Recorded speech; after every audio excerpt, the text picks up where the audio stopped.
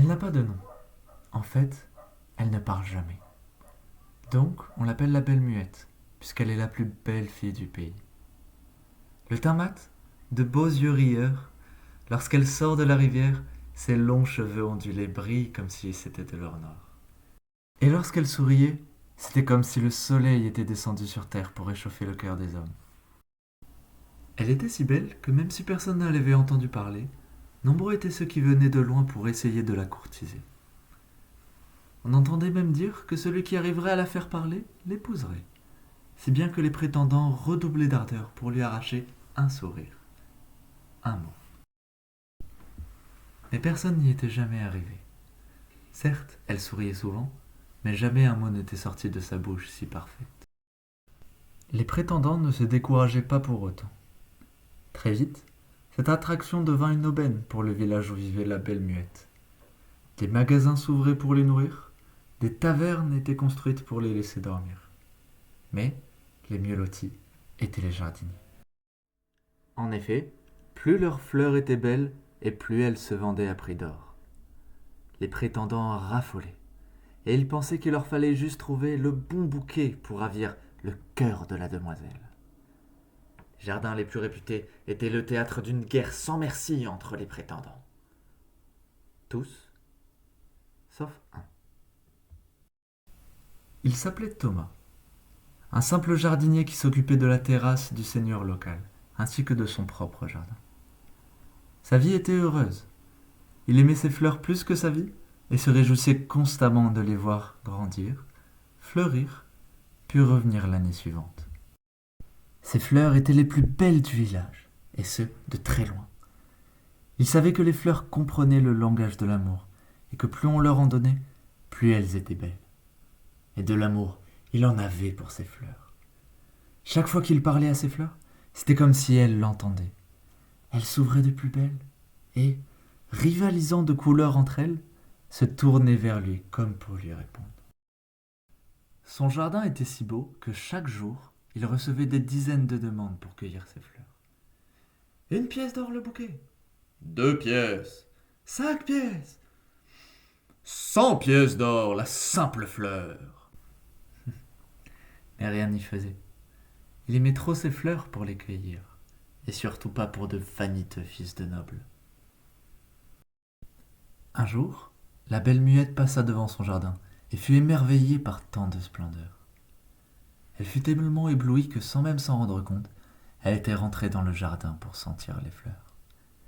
Et qu'elle sentait bon!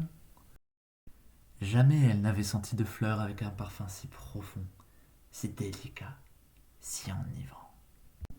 Celles-ci sont des narcisses. Je les appelle mes petites narcisses. Surprise, la belle se retourna et aperçut Thomas, qui s'était approché sans qu'elle ne s'en rende compte.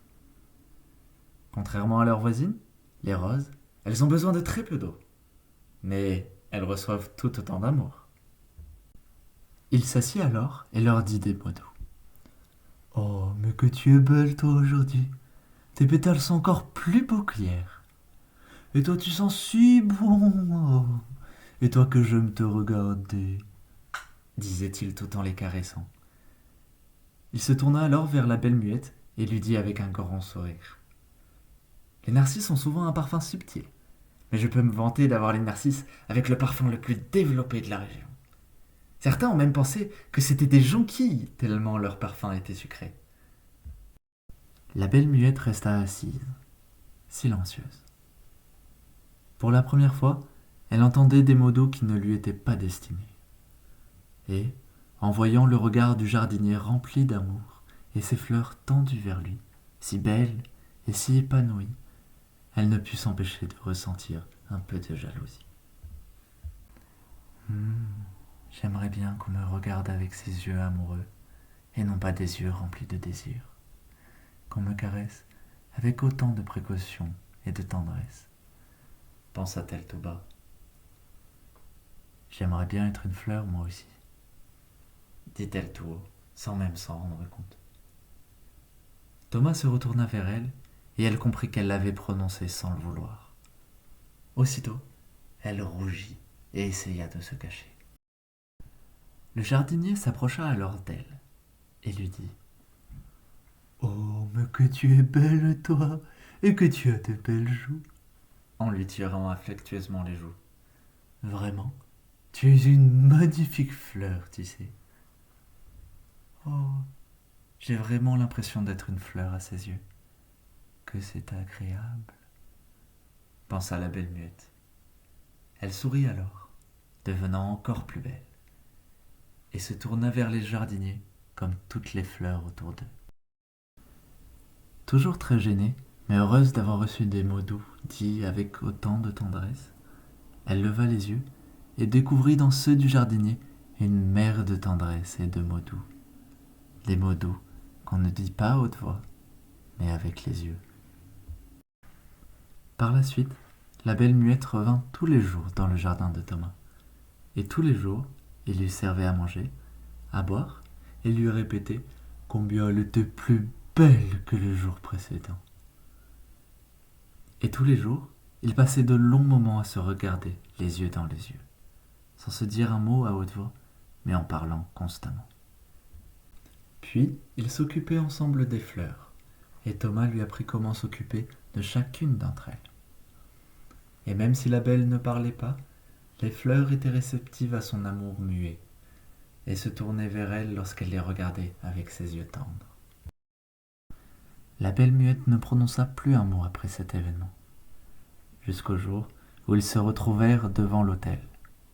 Et lorsqu'on lui demanda si elle voulait prendre Thomas le jardinier pour époux, elle répondit oui. Et tous les prétendants venus assister au mariage repartirent incrédules et énervés d'avoir perdu autant de temps. Aucun d'entre eux ne comprit pourquoi elle avait choisi ce jardinier plutôt que ces grands seigneurs en devenir. Pourquoi elle préférait cette petite maison avec ce jardin, magnifique certes, mais petit, plutôt que leur grand manoir au jardin immense. Bref, ils ne comprirent pas que le cœur se trouve dans les yeux et non dans les mains.